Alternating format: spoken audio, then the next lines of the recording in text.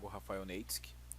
Eu sou acadêmico do curso de Engenharia da Produção da Ubra Campus Carazinho. Estou aqui essa noite então para apresentar meu trabalho de conclusão de curso, que tem como título um estudo de melhoria na produtividade no setor de tratamento de sementes, priorizando a redução de custos e layout de uma unidade de beneficiamento de sementes. Então meu professor orientador é o mestre Atilano Roberto Baú, e já estendo meu abraço aí à banca examinadora, a professora Amanda, ao professor Nilson, e vamos começar. Antes então de entrar na parte de fundamentação teórica, na parte de problemas, justificativa, eu gostaria de explicar o que é o tratamento de sementes. Tá? O tratamento de semente, pessoal, nada mais é do que você aplicar inseticida e fungicida de forma líquida em cauda sobre a superfície da semente. Ok? Para isso existem empresas que desenvolvem tecnologias na parte então desses químicos, né, para essa aplicação. E também existem empresas que fornecem equipamentos para aplicar para realizar esse processo de tratamento de sementes, né? Então existe uma série de equipamentos no mercado, vai desde maquininhas simples até máquinas mais sofisticadas, influenciam também na questão de produtividade, tecnologia, enfim, estão uma série de máquinas para realizar a operação de tratamento de sementes. Então, esse estudo de caso foi feito em cima de um cliente que presta serviço de tratamento on-farm, ou seja, ele presta serviço de tratamento direto na fazenda do cliente, então on-farm, na fazenda, né? Nesse tipo de processo on-farm ele encontra muitas dificuldades, entre elas está na questão de realizar uma calibração, a necessidade de ter uma calibração manual, uma calibração analógica na máquina. Você tem que condizer o tempo de passagem de semente com o volume de cauda. Essa receita normalmente quem passa é um agrônomo, né? Então, digamos, para cada quilo de semente vai 2 ml de uma determinada cauda. Então, tem que condizer o tempo de passagem com o tempo com o volume de cauda. Então, tu necessita de um operador assim que tenha experiência, um operador qualificado, que saiba tirar esses tempos para calibrar a máquina. E quando a gente fala em tratamento on-farm, tem muita gente boa, mas também tem bastante mão de obra assim escassa nesse ramo, tá? A questão de logística, então, também. Então, a prestadora tem que se deslocar até o cliente, levando o maquinário, levando a mão de obra, levando então os produtos, muitas vezes, né, para realizar esse processo de TS. Consequentemente, tu vai ter um lead time maior, né? Tem um lead time longo, desde a entrada do pedido, deslocamento até o cliente, instalação do layout fixo e realização do tratamento. E de contrapartida tem a concorrência utilizando máquinas com cada vez mais tecnologia, então máquinas com cada vez mais precisão nesse processo de calibração, por exemplo, né? E você também tem outro problema que é a questão da exposição dos teus funcionários a riscos de acidentes, tanto biológicos quanto acidentes assim de deslocamento nesse processo logístico, acidente automobilístico, né? Então, outro problema muito grande é a questão do custo. Quando tu lida com tratamento on-farm, tu compra produtos em volumes menores, volumes reduzidos, normalmente por litro. Então, esses produtos tu compra direto a balcão, então tu tem um custo muito elevado. O objetivo, então, do estudo é compreender o funcionamento desse processo atual, dessa prestadora de serviço, minimizar a possibilidade de qualquer erro no processo, principalmente relacionados a erro de roubo de cauda e que está diretamente associado à parte de calibração da máquina, né? Então aquela exposição que eu falei antes do erro humano, reduzir os riscos biológicos, então ter o mínimo contato possível com a cauda, com o químico. Tu pode também nessa proposta como objetivo desenvolver o conceito. Vou desenvolver o conceito então para um novo layout com uma máquina estacionária e com um fluxo operacional e logístico facilitado, otimizando os custos, principalmente em matéria-prima. Para a fundamentação teórica, eu trabalhei alguns referenciais bibliográficos aí a fundo. Então, na parte, então, quando fala em layout, então, que é toda aquela forma organizacional de uma determinada operação produtiva, toda a parte de arranjo fixo, daí tem vários tipos, daí tem tu pega ali o layout por processo, layout celular, layout posicional, fixo, layouts mistos, né? Então tem uma série de conteúdo bem interessante que aborda layout. Critérios de competitividade, daí tu entra com custos, tu entra com inovatividade, tu entra com flexibilidade, tu entra com tecnologia, então tem muitos critérios assim que tornam uma empresa competitiva.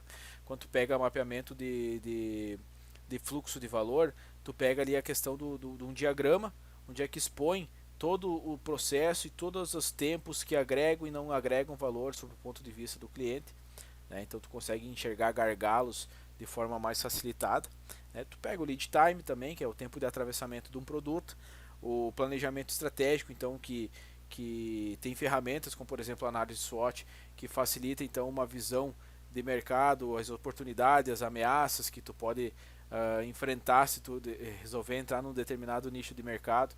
A ferramenta CAD, né, então está presente no dia a dia em toda a parte de desenvolvimento de projeto, simulação, a parte de interferências, a layout. Então é algo extremamente necessário nos dias de hoje. A parte de gerenciamento de rotina de trabalho, aqui entraria então o fluxograma, por exemplo, que é uma ferramenta que vai te expor os fluxos de um determinado processo. A questão logística também, que auxilia muito na parte de gerenciamento estratégico, então tu pega a logística desde da matéria-prima, o transporte, armazenagem e estocagem de produto final, e o tratamento de sementes em si, que é mais ou menos o que eu expliquei lá no início dessa apresentação. A justificativa, então, é buscar uma forma de profissionalizar esse processo de tratamento de sementes com uma sugestão de reestruturação de layout.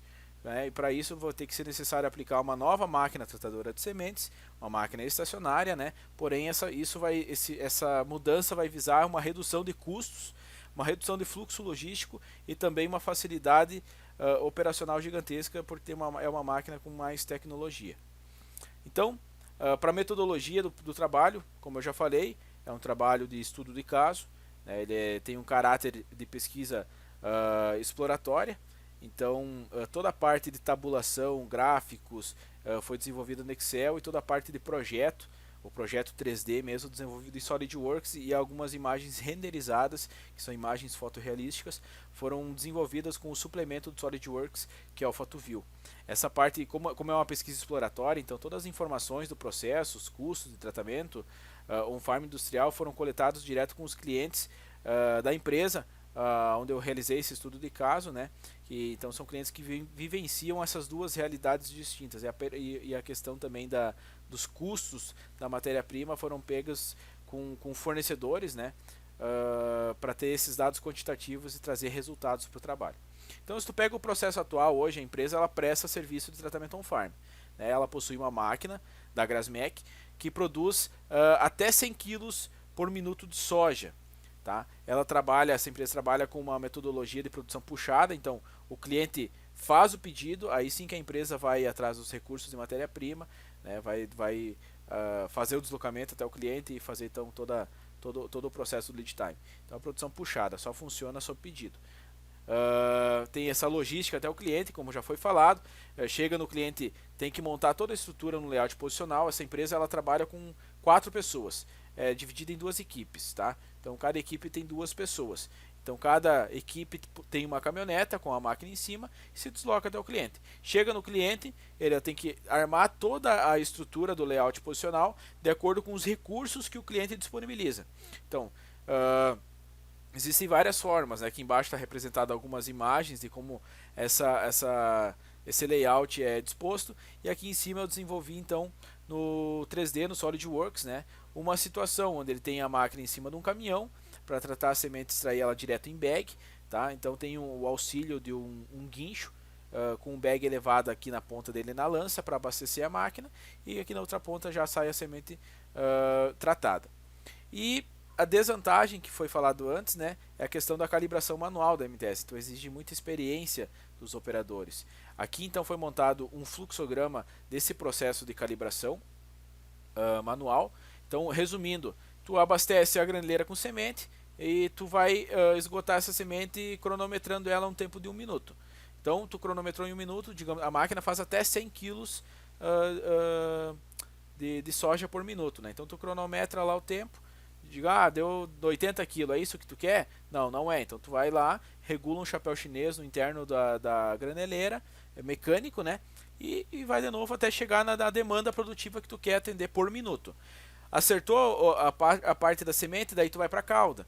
Aí o que você faz? Você abastece o reservatório com a cauda, você de posse de um cronômetro também, você vai fechar o registro que manda o fluido para dentro da máquina e abre o registro de calibração dela. Você vai coletar esse produto num becker ou no que for e vai ver se a dosagem que saiu ali condiz com a vazão de sementes. Digamos assim, tu vai aplicar 2 ml por quilo e se tu fez 100 kg de semente, tu tem que coletar aqui no calibrador em 1 minuto 200 ml. Então, se não coletou, tu esgota esse produto no reservatório, tu vai lá no potenciômetro, no controlador da máquina, aumenta um pouquinho mais ou reduz, depende do que tu coletou ali, né? Até bater a vazão que tu precisa, de calda que tu precisa. Feito isso, tu tá com a máquina calibrada. Porém, esse processo exige muito da experiência do operador. Por isso que é uma dificuldade nesse processo aqui, de on-farm, tá? Quando a gente parte então para a questão de mapeamento de fluxo de valor, daí já entra na parte de estratégias de produção, né? Então aqui a gente tem um MFV do processo atual. Então está todo exposto aqui, certo? Aqui embaixo os tempos que agregam e não agregam valor. Então no caso da simulação é um serviço, é uma contratação de serviço para tratar 120 toneladas de soja, ou seja, 120 mil quilos de soja, tá? Então a gente tem um tempo aqui total, somando o que não agrega e o que agrega, de 24 horas e 58 segundos. A máquina ela vai produzir um takt time, se a gente fosse ver, 120 mil quilos de semente dividido por um tempo de trabalho por dia de 8,45 horas, nós teríamos que produzir 228,57 quilos de semente por minuto. Porém, a máquina só produz 100 quilos de semente por minuto.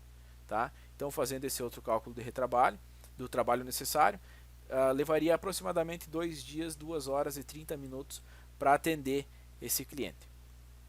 Com a proposta de melhoria, a gente deseja profissionalizar esse TS. Como é que se faz isso? Com uma nova máquina. Tá? Então essa máquina vai ter a mesma demanda produtiva, uma máquina que produz 100 kg de soja por minuto, e aqui do lado tem uma imagem que já mostra a diferença entre o tratamento on-farm e o tratamento profissionalizado pro industrial, do profissional para cima. Então essa máquina é uma máquina que vai dar a mesma demanda de uma on-farm, porém com a finesse de acabamento de uma industrial. Tá? Então essa é a sugestão. A produção continua sendo do tipo puxada, continua sendo sob pedido, porém tu tem uma possibilidade no próximo ano ou mais para frente de tu criar parte do teu sistema produtivo com uma produção empurrada. Né? Então tu empurra a venda, empurra o comercial lá para o comercial vender semente. Tu tem uma redução de setup porque o processo de calibração dessa máquina é diferente, e tu não tem também a questão de tu ter que sempre que instalar, montar o layout posicional. Isso aqui é um layout fixo, é uma máquina estacionária. Consequentemente, tu vai ter um aumento de produtividade, né? Então, para essa proposta de melhoria também foi elaborado um novo layout posicional, continua sendo posicional, porém agora com uma máquina estacionária. E a calibração então dela é via painel touchscreen, então é uma máquina que tem mais tecnologia. Então isso aqui é o fluxograma do processo de calibração dela, comparado com o outro ele reduziu bastante, enxugou, né? Então como é que funciona a calibração dessa máquina? Essa máquina, na entrada dela tem uma eclusa, tá? Uma eclusa giratória, dividida em 8 seções. Essa eclusa, ela, junto com a máquina vai um calibrador, tu enche esse calibrador com a semente que tu vai tratar, tu pesa ele e tu desconta o peso tara do calibrador, tu vai obter só o peso de semente que cabe em uma seção da eclusa. Tá? Tu vai pegar esse informativo e tu vai lançar no painel da máquina. Você vai informar para a máquina quantos quilos você quer produzir por minuto. E via software, ela vai calcular quantas voltas a eclusa precisa dar, sabendo que cada gomma da eclusa tem 500 gramas de soja para fazer 100 quilos por minuto. Então, tu facilita muito mais o processo e tu garante que tem uma precisão nessa calibração. Para auxiliar também quando a gente fala em planejamento estratégico, né, vem a matriz SWOT. Então, tu consegue colocar tópicos que indicam forças e fraquezas no ambiente interno, oportunidades e ameaça no ambiente externo. Então vamos pegar aqui um de cada, só para a gente ver o principal, força no ambiente interno. Então tu consegue, vamos pegar umas duas aqui, tu consegue centralizar a operação, certo?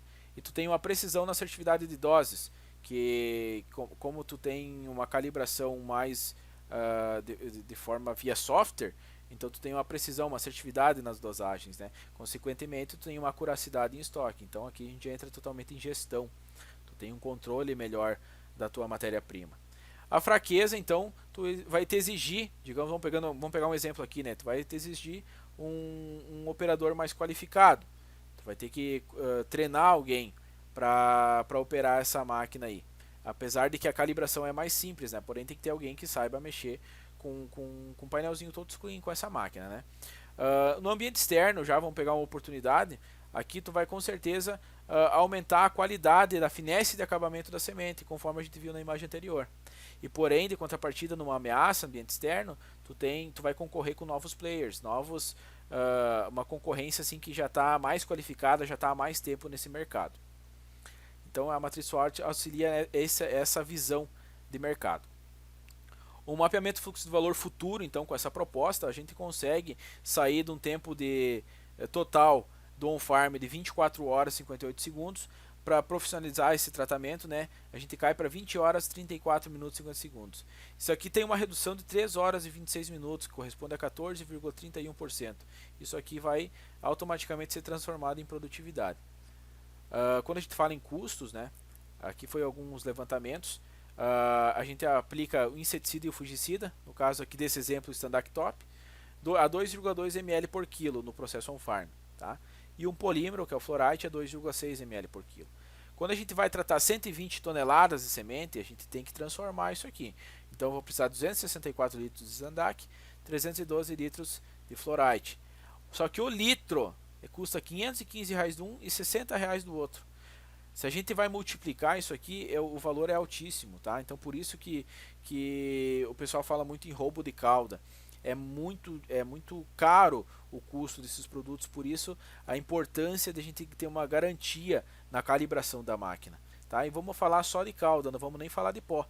Vamos falando só de cauda aqui, ó. Isso aqui, ó, daria um total já com 4% de desconto dessas empresas que foi feita essa pesquisa exploratória, daria R$150.336 só em produto. Tá? Quando a gente bota EPI, bota o salário rateado, bota hospedagem, alimentação, combustível, tudo isso aqui vai dar um total de R$152.452,47 no processo on-farm para a realização desse TS, tá? Desse modelo, dessas 120 toneladas.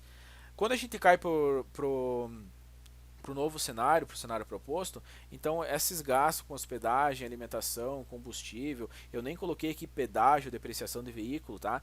Isso aí já corta, tu não tem mais esse deslocamento. E essa realidade de produtos já é outra, tá? Então, quando a gente cai para um profissionalizado, a gente já pode pensar em trabalhar com IBC. Então, isso aqui é um IBC de 1000 litros. Se a gente fosse comprar 1000 litros de Standactop no on-farm, daria R$515 mil.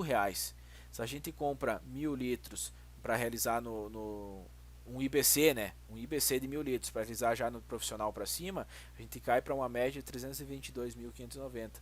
Então isso aqui te dá um desconto só no inseticida e fungicida de 192.410. Tá? Quando a gente passa isso aqui para a tabela, outra coisa que muda é a aplicação. Então no profissional para cima já cai 2 décimos na aplicação do Standac e 1 décimo na aplicação do Fluorite. Então isso aqui já te dá uma redução, pensando nessa compra de 1000 litros, de 36% no Standac e quase 60% no Fluorite.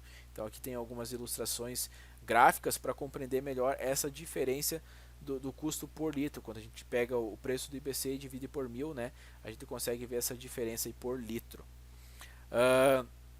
Pensando em uma análise de payback, então o tempo do retorno do investimento, o equipamento custaria então em média R$12.450, a máquina tratadora de sementes, tá?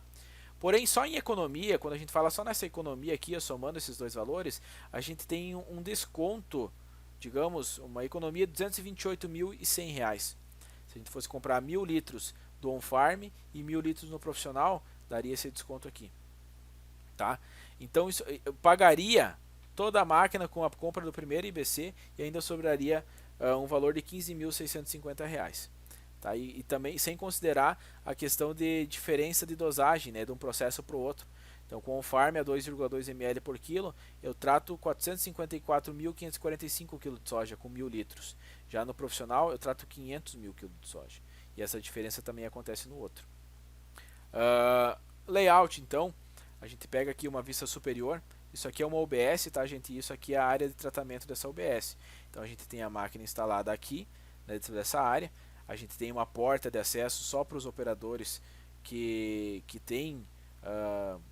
são permitidos o acesso a essa área, né? Então eles entram por essa porta, botam os EPIs e já saem direto na área de TS. Deixa eu botar o diagrama de espaguete aqui para vocês entenderem. Então, com 2 operadores, pessoal, a gente consegue realizar todo o processo de tratamento de semente.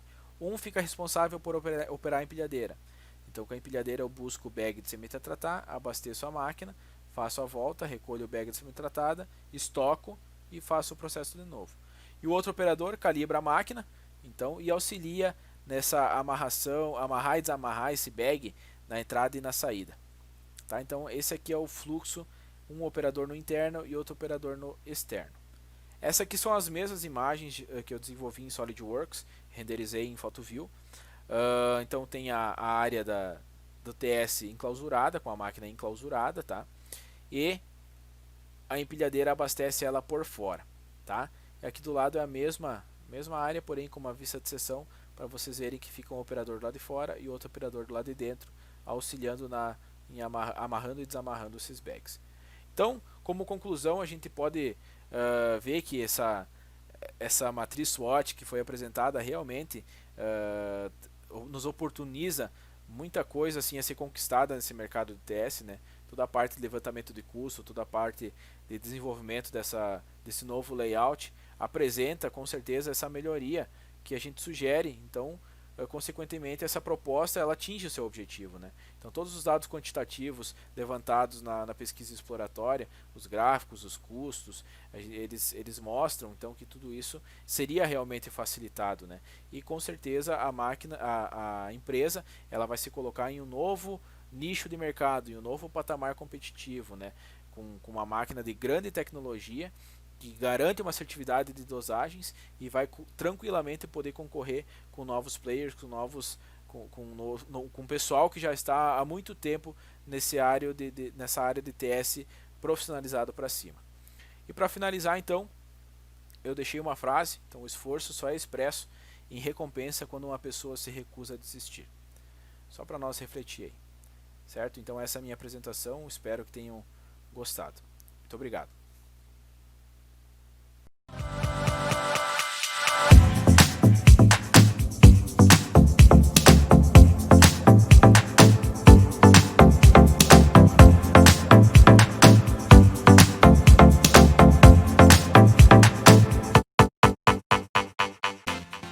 Meu fraterno boa noite aos integrantes da banca, professora Tilano Roberto Baú, professora Amanda Barbosa dos Santos, professor Nilson Freire e os demais colegas que assistem essa apresentação.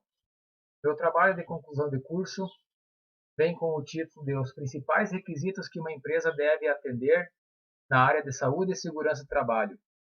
Meu trabalho é sob orientação do professor Atilano Roberto Baú. Me chamo Wanderson Vazen, sou acadêmico do curso de Engenharia de Produção da Ubra Carazinho. O tema da minha pesquisa refere-se à saúde e segurança do trabalho, apresentando o que uma empresa precisa para atender os requisitos em saúde e segurança do trabalho. A caracterização do problema. As questões pertinentes à saúde e segurança do trabalho em anos anteriores vinham sendo implantadas nas empresas conforme a necessidade, geradas muitas vezes por alguns infortúnios ou fiscalizações por parte do Ministério do Trabalho. A importância dos assuntos de saúde e segurança do trabalho para as empresas atinge um ponto crucial e hoje tornou-se indispensável as empresas se eximirem da implantação de programas voltados à saúde e segurança do trabalho. Atualmente, a implantação de saúde e segurança do trabalho se tornou ação extremamente necessária, devido a várias demandas. Por exemplo, empresas que buscam adequar os seus ambientes de trabalho e também atender o que está imposto a demais normas e legislações vigentes. As justificativas. Evidenciar a importância que as empresas precisam dispensar para o tema abordado. As ações, além de obrigatórias, proporcionam ambientes de trabalho mais salubres e condições mais confortáveis a seus funcionários. Há um benefício também por parte das empresas com a redução de custos devido a ações trabalhistas e também autuações por órgãos fiscalizadores. A saúde e segurança do trabalho não deve apenas ser entendida como um simples fornecimento de equipamento de proteção individual, mas sim deve ser observado os demais procedimentos a serem cumpridos para efetivamente atender os requisitos desta área. Os objetivos. Apresentar os principais requisitos que uma empresa deve atender para cumprir a legislação vigente no que tange à saúde e segurança do trabalho. Ampliar a visão da importância e as vantagens em investir em saúde e segurança do trabalho. Contribuir com informações relevantes para que as empresas possam utilizar para adequações dos ambientes de trabalho conforme as normas regulamentadoras. E procuram melhorias através de outros procedimentos também.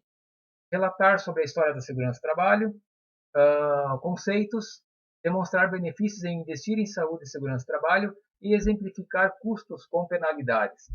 Um pouco da revisão bibliográfica, senhores, eu quero destacar a parte da saúde e segurança do trabalho no Brasil, que a partir de 1930, com a modernização dos ambientes de trabalho, porém medidas de segurança não são implantadas ao mesmo tempo. E a falta desse sistema de segurança deixa trabalhadores postos a condições perigosas, gerando muitos acidentes de trabalho. A primeira lei aprovada no Brasil ocorre em 1943, que é o que conhecemos hoje, a nossa CLT, né? E, posteriormente, com a construção da usina binacional de Itaipu, ocorre uma comissão de representantes entre integrantes do Brasil e do Paraguai e assinam um acordo sobre higiene e segurança do trabalho. Isso faz com que ocorra a aceleração da atualização da lei que fala sobre saúde e segurança do trabalho dentro da CLT. E então, com a Lei 6.514, ocorrem essas alterações e a aprovação das normas regulamentadoras vem a ser através da Portaria 3.214 de 1978. As normas regulamentadoras, podemos dizer que ela é um conjunto de regras e parâmetros e também instruções para que as empresas adequem os seus ambientes e os seus processos de trabalho. Podemos ainda dizer que as normas regulamentadoras vêm a ser a espinha dorsal da legislação em saúde e segurança do trabalho. Atualmente, nós temos 37 normas regulamentadoras, sendo que 2 estão revogadas, a NR2 e a NR7. A metodologia. Meu trabalho é uma pesquisa bibliográfica, utilizando vários meios de pesquisa para abordar os assuntos pertinentes ao tema, né? É uma pesquisa qualitativa e exploratória, que busca estudar a importância do atendimento aos principais requisitos que a empresa precisa atender na área de saúde e segurança do trabalho. Os resultados. Temos, então, evidências que todo o processo produtivo, todo o processo evolutivo na área da saúde e segurança do trabalho traz o que temos hoje de mais importante, que são as normas regulamentadoras. No entanto, nem todas as normas são aplicáveis a qualquer tipo de empresa. Nós vamos ver a seguir o esquema, como é que são aplicadas as normas regulamentadoras. Temos aqui, então, um quadro com 3 empresas de ramos distintos, né, da indústria alimentícia, a indústria metalmecânica e da construção civil. Temos no esquema a seguir aqui, que temos as normas regulamentadoras, algumas destacadas, né, com exceção da NR3 aqui, que trata de embargo e interdição, então é uma norma específica e órgãos fiscalizadores utilizam dela quando necessário. Nós vemos então que a NR1, NR4, NR5 e assim por diante, até a NR12, todas essas são de observância obrigatória por parte dessas empresas exemplificadas nesse esquema. Podemos ver logo em seguida que na NR13, por exemplo, a empresa do ramo alimentício e do ramo metalmecânico certamente possuem vasos de pressão, que é o que trata a NR13.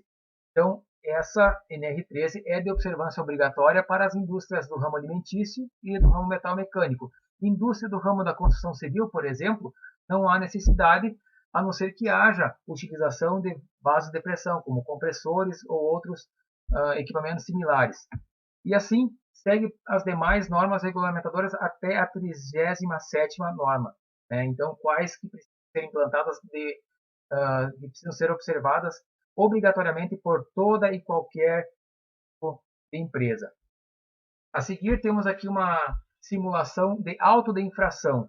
Usamos como exemplo o item 9.1.1 da NR9, que trata da obrigação da elaboração e implementação do PPRA, Programa de Prevenção de Riscos Ambientais.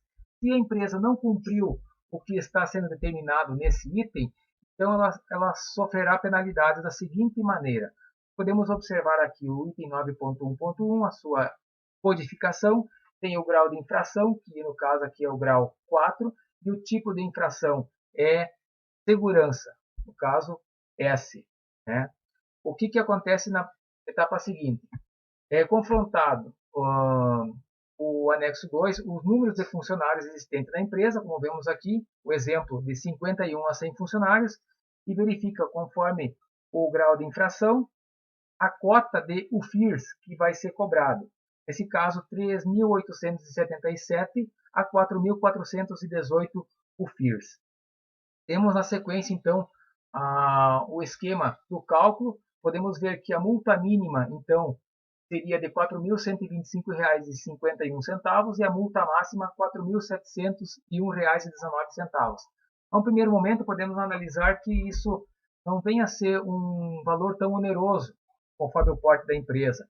Né? Porém, se houver reincidência ou ainda simulação para fraudar essas normas, né, as multas poderão ser mais severas, poderão chegar a 50 vezes esse valor. Então, temos aqui embaixo o exemplo do valor máximo que poderia chegar por não ter implantado esse item da norma NR9. Então, temos o valor ali de R$ 235.059,50. Então, senhores, este vem a ser um dos custos que a empresa pode ter por não aplicar um item das normas regulamentadoras. Né? Adiante, o que podemos ainda relatar? As empresas precisam ter conhecimento dos principais requisitos e estarem com toda a documentação atualizada. E para isso, hoje, é indispensável o assessoramento através de empresas especializadas no ramo de saúde e segurança do trabalho. Por quê? Essas empresas prestadoras de serviço são obrigadas a estarem atualizadas com todos os assuntos pertinentes à saúde e segurança do trabalho. Então, é mais conveniente a empresa contratar um serviço de assessoramento dessa área para deixar toda a documentação pertinente em dia. O que podemos trazer como conclusão, senhores? A história da segurança do trabalho nos revela a evolução dos cuidados com a segurança e bem-estar dos trabalhadores. As ações voltadas à saúde e segurança do trabalho no Brasil ganham mais ênfase a partir da construção da usina de Itaipu. Os principais requisitos que as empresas devem atender em saúde e segurança do trabalho são as normas regulamentadoras, tudo que está estabelecido nelas. Né? E dessa forma vão evitar notificações indesejadas, autuações com custos elevados. Vamos ainda dizer que os principais requisitos que as empresas devem atender em saúde e segurança do trabalho não deve apenas ser visto em caráter de atendimento às legislações pertinentes, mas também como uma questão social. Tudo isso está relacionado a um componente de grande valor, que é a mão de obra humana. Né? Isso reflete positivamente para a imagem e fortalecimento e sucesso da empresa. Prezados integrantes da banca, esse foi minha apresentação. Agradeço a atenção e estou à disposição para as considerações da banca.